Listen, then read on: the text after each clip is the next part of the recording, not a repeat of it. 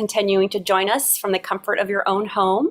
Today we're talking about this new anthology that we just got in our hands in the store on Tuesday, Game On. 15 stories of wins, losses, and everything in between. And it is a nice, juicy book of stories, let me tell you. All right, so it looks like we're starting to fill up. We're getting our YouTube up and running. So I'm going to start my introduction of our guests today. Again, welcome to P&P Live. My name is Brandy, and I'm a bookseller in the Children and Teens Department at Politics and Prose. Thanks again for joining us, where we continue to bring authors and new books to you direct in your own home. Please note that closed captioning is available for today's program. If you are interested in the captioning, you just need to click the live transcript button at the bottom of your screen and select Enable Transcript. So today we welcome a panel of YA authors to talk about their new anthology, Game On, 15 stories of wins, losses, and everything in between. We have Laura Silverman, who is the editor of Game On. She's also the editor and contributor to the anthologies It's a Whole Spiel and Up All Night. She also authored Girl Out of Water, You Asked for Perfect, and Recommended for You. We also have Kika Hatzopoulou, who writes stories for all ages filled with lore and whimsy. She grew up in Thessaloniki, Greece, and earned her MFA at the New School. She currently works for the Greek publishing house Patakis. Did I say that right? Okay, and is hard at work on her first novel. Kika loves Settlers of Catan and the Greek card game called Biriba. Did I get that right? Okay, good. All right, I'm 2 for 2. We also have Amanda Joy, and she is an author and bookstagrammer. She earned her MFA in writing for children at the New School. You may be seeing a pattern here.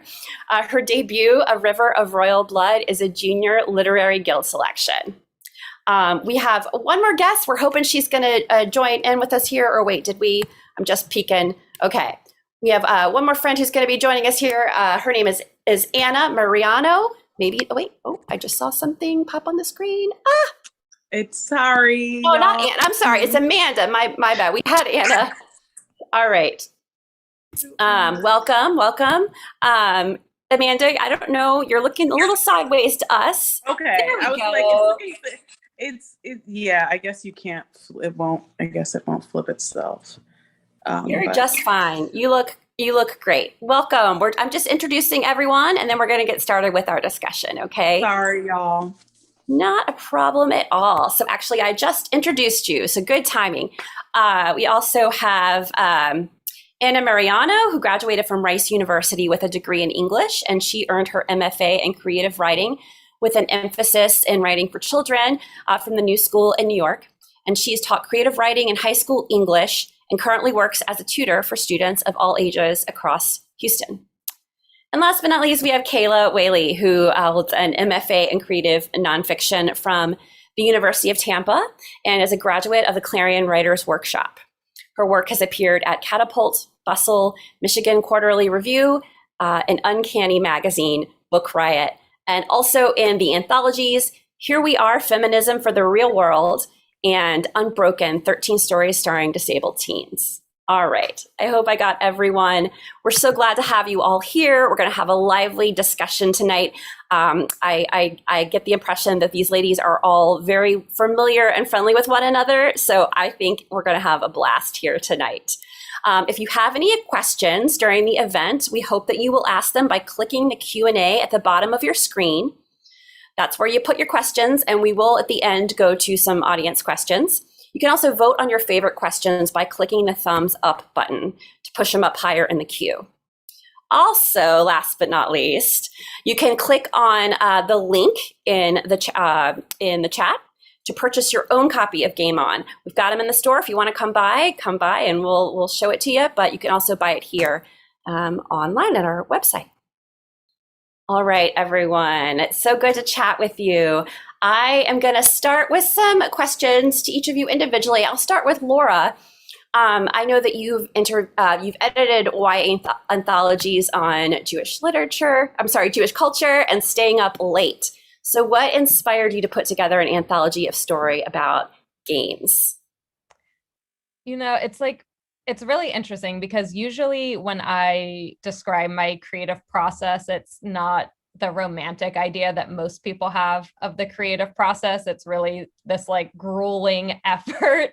But when it does come to the anthology ideas, it kind of is romantic. They come to me like a lightning bolt idea, and I'm like, oh my gosh, I love that. I have to pursue that. And that's what happened with Up All Night, and it's what happened with Game On. The title came to me and I was like, I'm such a fan of games myself. Like, games have gotten me through this pandemic. And when that idea came to me, I knew I had to pursue it. Wonderful. They certainly have carried us over the last 2 years. Thank goodness for games, both in person and virtual. So I know that's been a fun way to spend get-togethers with my friends playing virtual games. For all the rest of you, I'd love to hear why you were inspired to take part in this anthology. Can we start with you, Kayla? Sure. The short answer is Laura asked me. I had worked with her before on Up All Night. I was also in that one, which was a fantastic experience. And so when she said, Kayla, I've got another anthology idea, it's about games, I was like, yes, absolutely, 100%, I'm in. Say no more. And yeah, I was just really excited about the chance not only to work with Laura again, but also I also love games. Like, I grew up on games. I am a gamer at heart. And so I was really excited. Excellent. Amanda, how about you? Hi, I was super inspired to participate in this one because obviously Laura asked me as well, but because I feel like games have always been a part of my life in different stages. And like even a huge part of my bond with Laura as friends, we were in grad school together and we all discovered Catan at the same time. Anna already had been playing and Laura like started playing with us at the time, and Kiki as well. And so we like really bonded over that game. And I just feel like it's interesting how any sort of game brings out all these interpersonal conflicts, because games bring out conflict because there's conflict in a game. So yeah, that's why. I can't believe there aren't any Catan stories here in our book collection, now that I know your connection. Well, it comes up a little in Laura's story. There's at least a little scene about it. Oh, that's right. Yes. We do get a Catan cameo in my story, which of course I had to include as an ode to. Yes. A shout out. Yes. Anna, how about you? To continue with the theme Laura asked me, I was like, yes.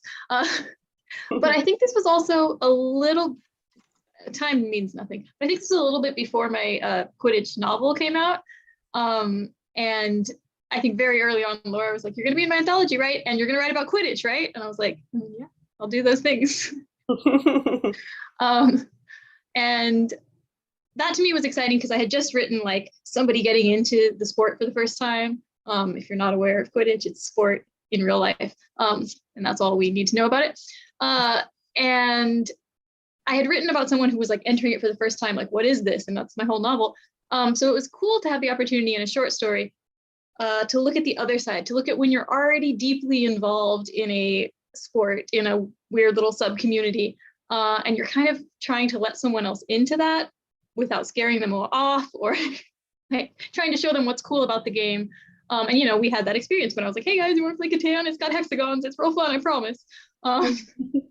Like, it's a little hard because you want people to like whatever thing you're trying to introduce them to. So that's kind of what my story is looking at. All right, Kika. Kika, by the way, is coming all the way to us all the way from Greece tonight. So we appreciate her staying up late to be with us. It's a pleasure. I think it was the same what everyone else said. It was Laura's suggestion, and I really admire her as an editor. And the idea of the anthology itself felt like something Teen Me would love to read. And I also think that short stories are a great practice for any author. They give you a snippet to explore everything you want to a full character arc, a theme. And I think this anthology in particular does that extremely well. So many themes and different character arcs throughout the book. I agree. It's such a diverse offering, both in the characters that are featured, in the genre of the writing, and just there's there's something new every time, every story. Laura, my next question for you would be about the process of putting this together. It sounds like the one of the first things you did was put out your bat signal to your crew. Was that sort of step one? What were the steps of the process to put this together? Yes, that's definitely an early step. So step one is the idea, and then step two is frantically emailing my agent for validation that it's a good idea. And then once I have validation, I do begin to reach out to people. And that's it's definitely a big part of the anthology process. I think it's way more difficult than editing the stories. I love editing the stories because they're so good. It's like the best job to have in the world. So the process of reaching out to different authors that you want to work with and hoping that they can fit you into their schedule is a pretty stressful process. Thankfully, I have some very talented friends, and it's less scary to reach out to them. But, there are people who I'm not necessarily best friends with who I really admire as well and want to work with. And, all these writers, everyone's really busy. So to try to find the people who are not only a good fit for the anthology, but who can make the time for it. It's like playing a giant game of Jenga. Absolutely. And I'm guessing, even though some of you know each other in real life, this was all done in a digital way. So probably there were authors that you weren't able to meet, or how did you communicate during this time period? Yes, everything was over email for the most part. Sometimes I'm interacting with the author's agents as well, but it's basically all done over email and multiple rounds, the invitations to the anthology and all of the different editing rounds. So a lot of times these Zoom events are the first time I'm really talking face to face with one of the authors. Wonderful. Well, yeah, well, I'm so excited to be invited into the room with you all. So I want to talk to everyone a little bit about your individual stories. All four of these were like top picks for me. Kika, maybe I'll start with you. Your story personally brought back a lot of memories, because I was that theater kid in school that would, we would have these elaborate game nights, and Mafia was one of our favorite games. We would get so into it. And I'm just wondering, was the story inspired by your own experience or with the game? Yes, we played a lot at college. So when we hung out indoors, we always played the game and got very competitive and very secretive. But my inspiration wasn't my own experience as a player, but more as a narrator. I used to teach English to Greek kids, and I allowed like 20 minutes at the end of each lesson to play a game. And I tried it once, and my students became obsessed. And we gradually made it more and more dramatic. I would turn off the lights, I would rattle the table so they couldn't hear anything. They would devise all these weird reasons to vote against each other, and I would cross-examine them. It was very fun. They became so good at it that at one point I stopped being the narrator because they were better at it than me. And I just played with them. Oh, wow. What a great way to teach language skills. I wouldn't have thought of that, but the motivation to want to communicate clearly is really there when you're invested in a game. They get very into it. They made this whole speeches why someone is the murderer, someone else is the murderer, without breaking Greek once. It was very impressive. Wow. I'd love to have seen that. And I noticed a couple of these stories. I'll mention it to you too. Your story has a romantic component to it. And I'm curious with those of you that do have a romantic component to your story. You have your main character who invites this girl that she kind of has a crush on to participate, and she's worried that she'll think it's silly or she won't have fun. What do you think it is about gaming and competition that it ignites that romantic spark? There's probably inherent tension in a game, isn't there? I think that's probably, but also games are very communal, and you can build a lot of investment from a group on the game. So I think that really brings you closer.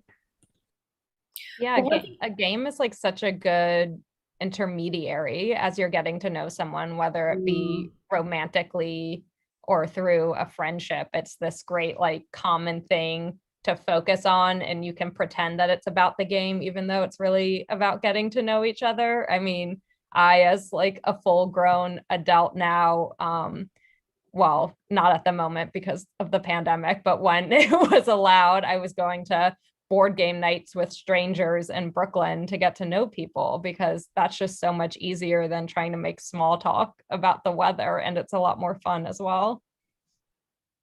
Very true. Very true. And there's also like, you can be getting to know them, but there's also like the inherent conflict of like, okay, are you in this together, or are you rivals in this? Or like, can you start as rivals and like, join your forces together, and like through that also like come together romantically, Yeah.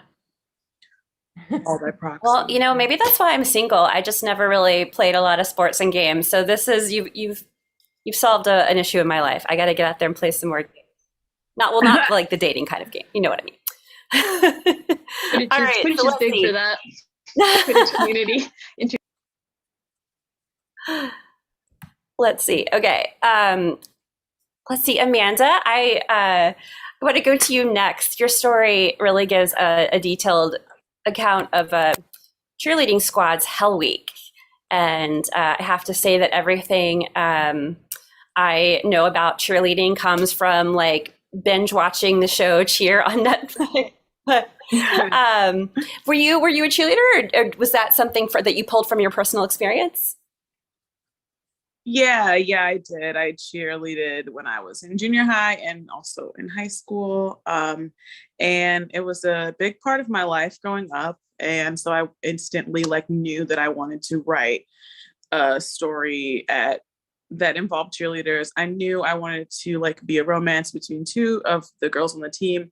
And I also knew that I wanted to like set it within this specific part of time of the year, because oftentimes like this idea, like amorphous idea of cheer camp is like depicted in all these very dramatic ways in like movies and stuff, like, oh, you're going across the country to a big cheer camp.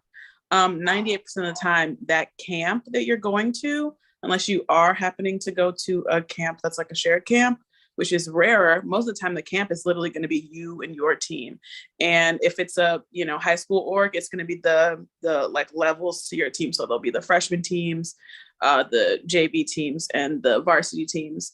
And like that time of the year early in the school year where everything, you don't quite know where you stand with all your friendships, and like things are a little like in flux. And so you have this week of these girls getting like sort of grounded back into this school year routine together, and also like realizing that their feelings may be more complicated than they thought.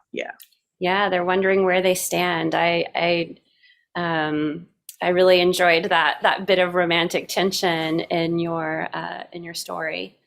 I'm realizing, we're moving so quickly. Let me go to Kayla. Your story was like, really, when I started it, I was like, wow, what is happening in this story? It was so different than the other stories I read previously.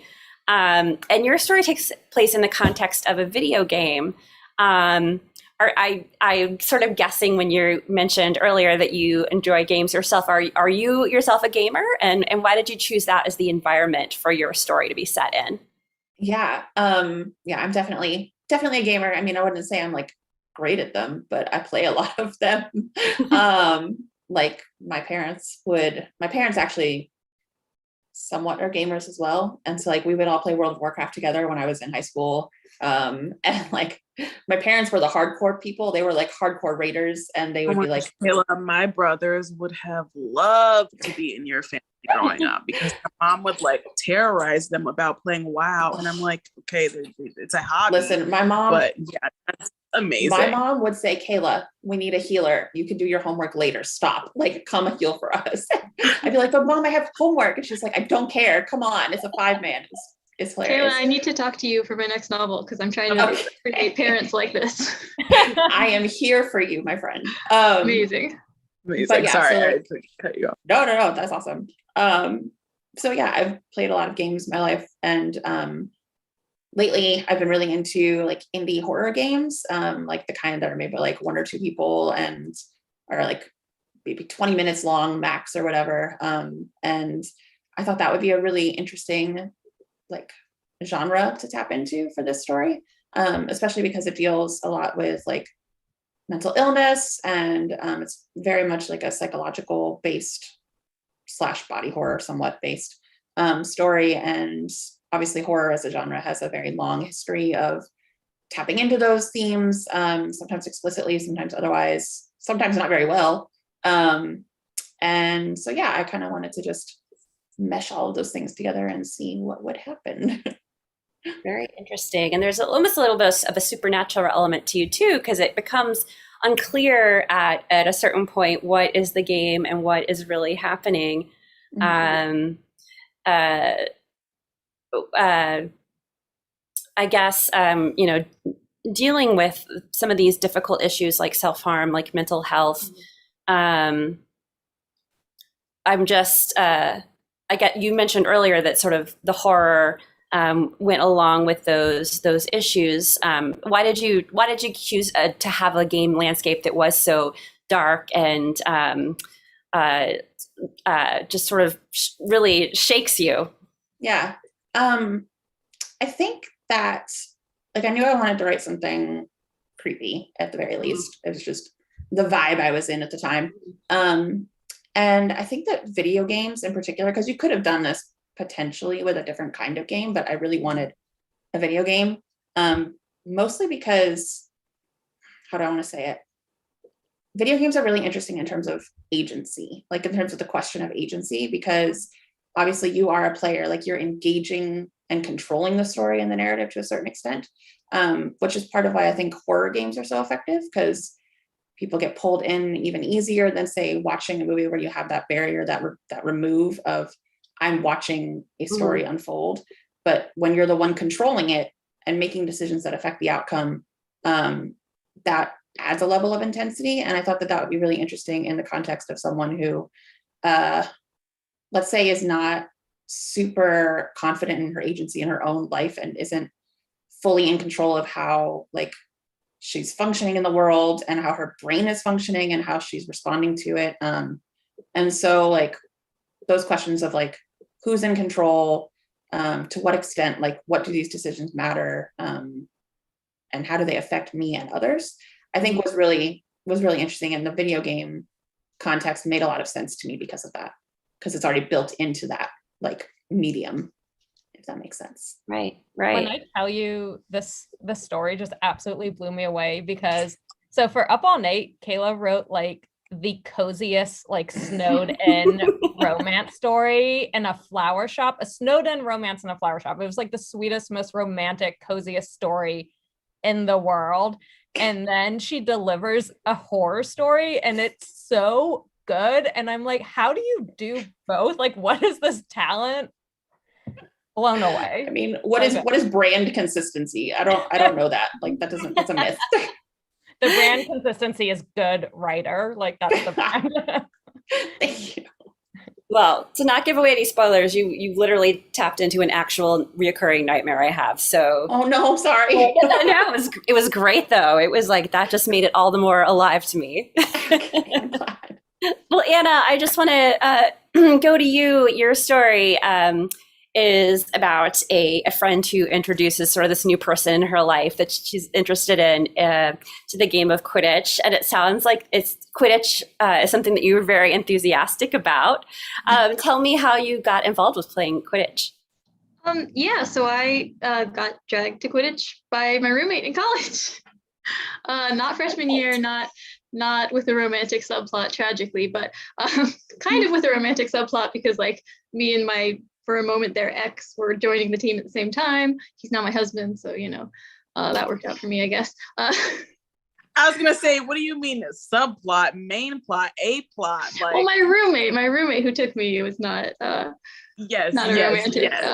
Anyway, but so it's a really fun game. It's a really fun community. It has, unfortunately been sort of associated with this fandom that is not something that I really want to be associated with anymore. And that kind of has been disappointing.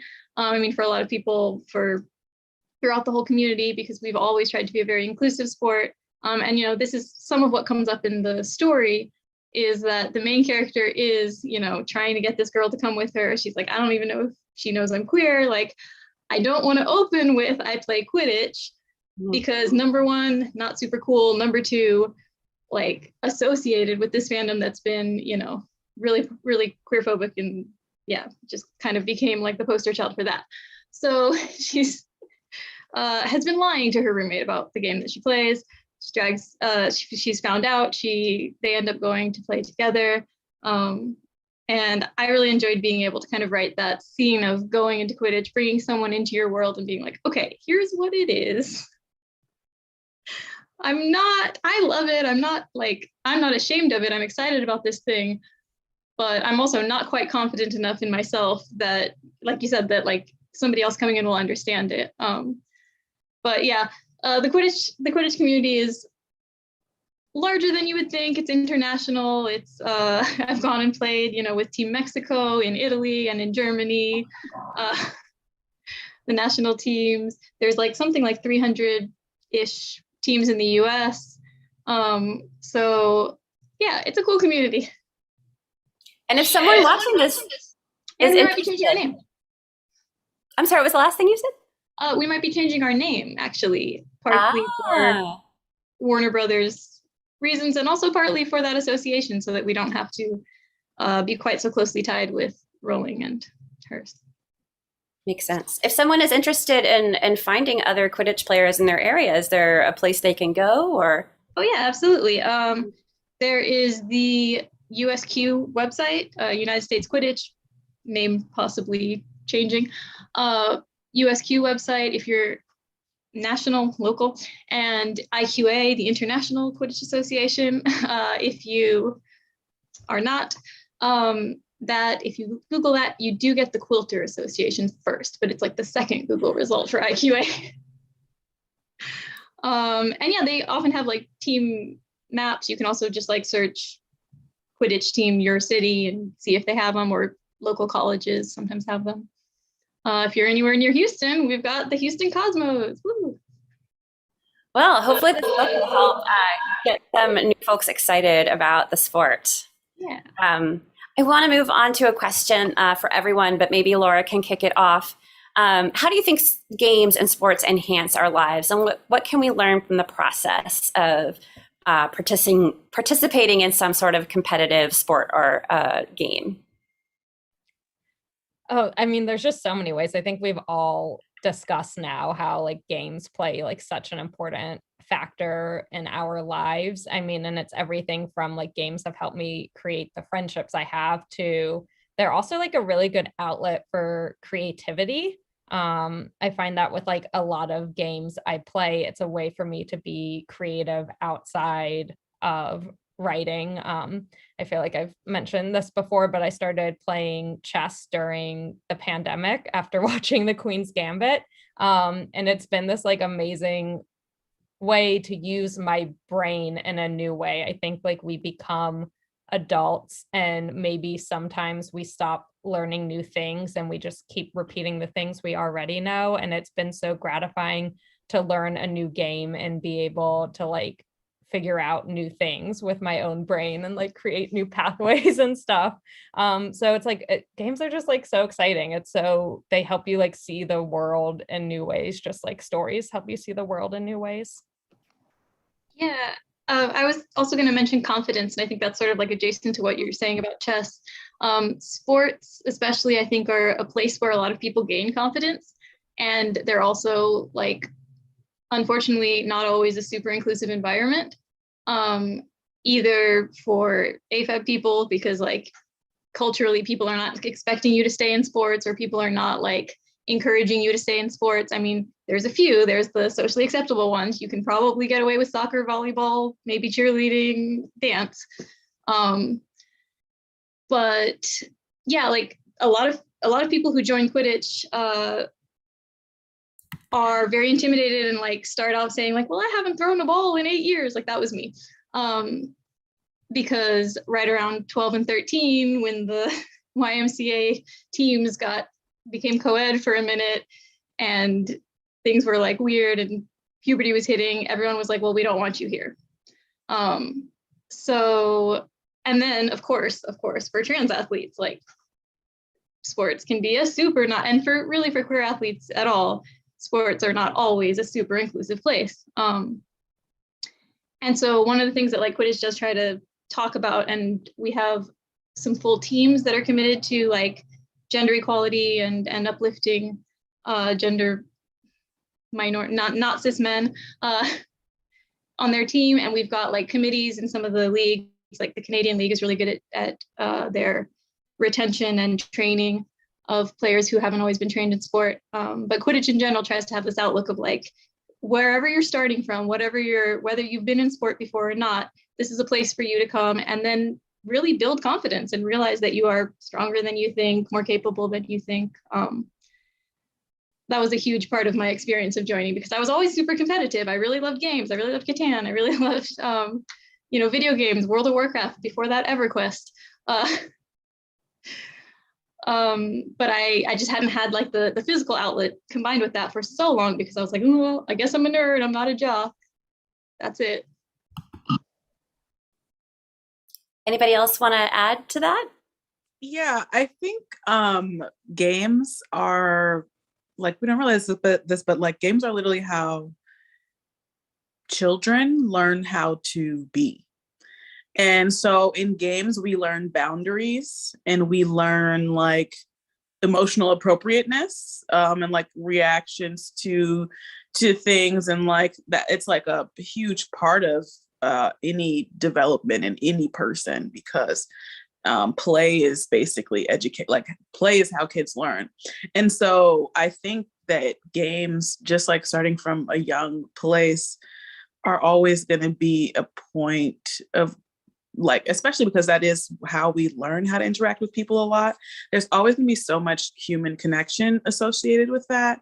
And also I think like it's similar to you, Kayla, is even though my like parents like cannot get into video games, like card playing is a huge thing in my family. Like everyone plays cards. Like my mom is a puzzle master, and like she does Legos and like all these little things. And also you can like learning to just sometimes spend time alone in gaming too. Like there's just so much there that, yeah, it's like endless. You can endlessly come up with a story to have to do with this, because like it's all there basically. Yeah. I think for me too, like obviously co-signed every single point that was just made by everybody, because that was, yes, spot on. For me lately, like I've been playing a lot of video games during the pandemic. Part of that is because, being stuck in the house, but not really because I didn't leave the house much before. So I don't even have that excuse. I've been very unable to read lately for some reason. Like, I don't know why. I've just been like, I just can't. Like I pick up a book and I get frozen and I just can't read. So games have been like one of the big ways that I've been ingesting stories. And that's been really, really invigorating for me, like creatively, just because it is such a different like medium and such a different, like it has such different priorities as a storytelling device. And like that varies obviously depending on the genre, the game, whatever. But I just think there are a lot of really cool lessons to be learned from video games as like a storyteller. And I think that's been really, really fun for me, just to play the games, but to play them through that lens in particular, I think has been rewarding. That is how like my brother has pushed me to play video games, like now, like play single player games, because just because of like the story of it all. And he is always like in the past, he would constantly be telling me about all this like Final Fantasy world building. I'm like, man, I wish I could read this book. He's like, no, but you have to understand that playing it is like reading a book, only like more. And like, yeah. And I didn't realize that honestly until this time, and like changed my life for the better, just having a good time often. Like it's okay to choose that fun in that game. Like it doesn't have to be something that detracts from you, or like there's always that association that like doing something just for fun is, because we live in capitalism USA, like it's not worth your time. And number one, it actually is worth your time because it does enrich you. And like it's good to do fun things. Yeah, I'm echoing all of that. Video games have like gotten me through, I keep saying getting me through the pandemic, but seriously, games of all sorts, like video games, chess, doing Zoom game nights with friends, those are the things that got me through this pandemic. I recently, like, I got into Mario over the pandemic, really thanks to my boyfriend. And I used to think that game was too hard for me because Mario 64 is like the hardest game ever created. But I've been able to get into it, and it's just so nice to like be in another place and achieve goals, and it's satisfying, and I really enjoy it. Well,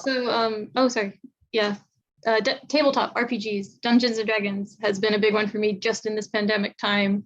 I'm actually gonna DM for the first time tonight. I have my little one-shot planned, and that's like another. It's like storytelling in a totally different light. You have much more like immediate feedback and collaborativeness to it, and I've been studying how to do that to get ready for tonight. Excellent. Well, we wish you luck. We have so many good questions from our viewers. So I want to turn it over to them. This one, I picked like the highest level of drama to start. I want to know, this is from Lauren Rose. When you all play Catan together, who is the most ruthless player? Okay, wait, I have to cut in here because this is so funny. So whenever I play Catan with anyone that's not Amanda, Anna, and Kiki, I always tell them about our house rule. We have a house rule where basically you can't use the robber until like halfway through the game. It's this like point of conflict in the game that really puts a thorn in a specific player's side. And we had to come up with this house rule that you can't use it until halfway through, because otherwise we are so competitive just from like the outset that it turns into a complete disaster. Yes. However, all of that was just preamble for Laura to avoid admitting the fact that she is most ruthless. However, Anna only turns it on if there is like a 75% chance that she will win. And when it is turned on, it is like, I mean, absolute ruthlessness, like full Slytherin. Like, I don't know this part. Like, whoa. I can absolutely see that. Like, having never played with you guys, I can 100% see that, and I respect it. I feel like reading the stories has like rewritten my memory, because I was like, oh, like 100%, but now I'm like, oh no, yeah, that's true too. Oh yeah, I do that. Oh yep. All right. Well, let's see. This is a kind of a couple questions that are about your favorite games, but I like the way that This is actually Lauren again, but KDG asked this question too. If you could only play one game for the rest of your life, what would it be? Kiki, you want to go first? One game for the rest of your life. I don't know. It's difficult. Oh, Kiki, I think she might have lost her connection. I'm here. Yeah. Okay. Oh, you are? You're back. Oh. We're glad you're back. It's a hard question. I think maybe like a card game. I would like something that anyone can play, and I know a lot of people are not into like hardcore games like Catan, but like a simple card game, like the Greek Biriba it's a very nice game, I think. Or Can't go wrong with cards. sure. It's a very hard question. It is, and sorry to put you on the spot. Laura, I'm going to put you on the spot next. What game can you not live without? Yeah, that's a really tough question because my favorite game like changes all the time. I mean, I think Kiki kind of had the perfect answer of cards, because a deck of cards, it's accessible to anyone, but also, you could play solitaire by yourself. But okay, without cheating, I mean, I guess I would say chess. It's a hard game, so that takes some of the pleasure out of it, but it's something that I could play for 20 more years and still learn new things about it. But oh no, I don't know. I want all of them. I hate it. I'm gonna cheat. I'm gonna cheat a little bit. Oh, sorry, Yes. Amanda. No, go ahead. Sure. I was gonna say, can I just say Mario? Because Laura mentioned Mario, but like, Oh my God. any Mario game, like the franchise, because then I can have access to so many games. Like, that's my cheating. I can Like have the does Smash retro, Brothers count? Like wishing for I more can wishes. have- like Smash Brothers. You can have like Mario Party, or So yeah, that's what Paper Smash Brothers was Mario. going to be mine. Smash Brothers was going to be mine, and I was going to say that, like, similar to chess, you can spend years and years advancing and getting better and better and better. So I would choose that. I mean, like, IRL, I would choose cards because, like, I have a cards family. Like, we're always playing cards. Like, black people, like, cards are a big thing in our culture, especially Southern Black people. So, like, playing spades with family or Midwest with family would be like losing. That would suck. But I also have a standing appointment weekly to play Super Smash Bros. With my brothers. And like over these last years of playing it through the pandemic and like slowly getting better and better and better, and like meeting my brother's like extreme skill, like that has been the height of pleasure. So I finally get the chess thing. However, I will never play chess because this is not enough going on for my ADHD. I feel like y'all are like have such thoughtful, like, oh, how will I keep my relationship? I'm like, I want to play Bubble Cloud forever on my phone. It's like a little flash game. You shoot the bubbles. I've been playing it for like 10 years now. They keep updating levels, which is nice because I keep reaching the end of the game and then they'll have a new update. And I'm like, I would miss out playing EverQuest with my brother, like, or Switch or Smash. All that would be bad, but like, 9 times out of 10, any given moment, I'm playing Bubble Cloud. So. It's good. Good that you can be honest with yourself about that. I have a really wonderful question from Daisy Welber, who asks how playing games has helped you in your writing and your storytelling. I answer first because I have to cut out a little early with a concert tonight that I have to go to. I feel like Casey Musgraves. I feel like the thing about games, I know I'm so excited, I can't even. The thing about games is that there's like problem solving, and writing is problem solving. And like knowing like strategies, which things you have to balance. Like you think about a game like Catan, you're building this world that is supposed to sustain you to get these 10 points. You have to like, as you're playing, you have to figure out a strategy that is like best going to get you to that end point. And when you're writing stories, you're doing the same thing. It's like you're figuring out all these little different strategies and like engines that are going to power the story to the end. So like there's the engine that is the character's arc, there's the engine that is the world building, and there's like the engine that is the like actual conflict that's going on. And like if you're playing a game, you have to figure out which of those skills to use at the same time. Like even like you could think of it similarly to a fighting game. Like you can't just kick every time. You can't just constantly hit over the head with the emotional arc. You can't just throw tons and tons of world building. Like you have to really like create a balanced structure. Yeah. Huh. That was pretty good on the fly, I think. That was amazing. I'm like, I want you to write that essay so I can read it and like cite it all the time. Oh, wow. Cool. That was, yeah, cool. I am going to go. I had such a great time with you all. I'm sad that I won't hear the rest of your answers, but I will ask everyone about them. Have a great night. Thank you so much. Tell Casey Musgraves we say hi. Yeah. Yes. So jealous. Yes, and now my dog is barking, so I really need egg food. Good night. Thank you, Good Amanda. night. Does anyone else want to take on that question about how game playing has influenced your writing, storytelling? Yeah.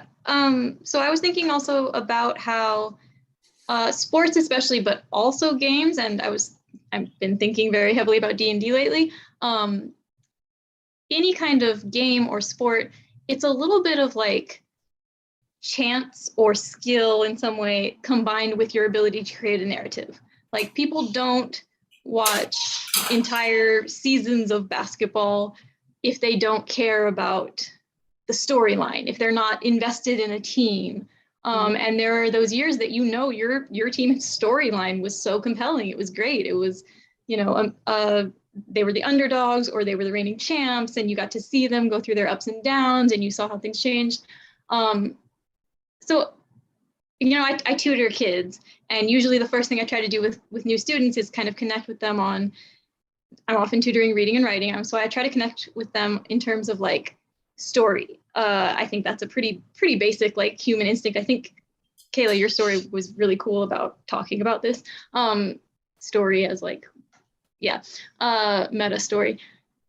And sometimes I get the kids who come in and say like, well, I don't like to read. I'll be like, okay, but you like movies or video games. And then occasionally I'll get the kids who don't like any of those things. They'll be like, my only thing that I care about in life is golf. And I'm like, I have trouble relating to you now until I realized that sports are narrative, that like you're there to see how you can read a story into these series of events that are happening that you don't have full control over, that no one can predict the outcome, and you're taking those discrete moments, whether it's dice rolls or competitions, and you're trying to overlay narrative onto it. It's practice. It's practice turning things into stories.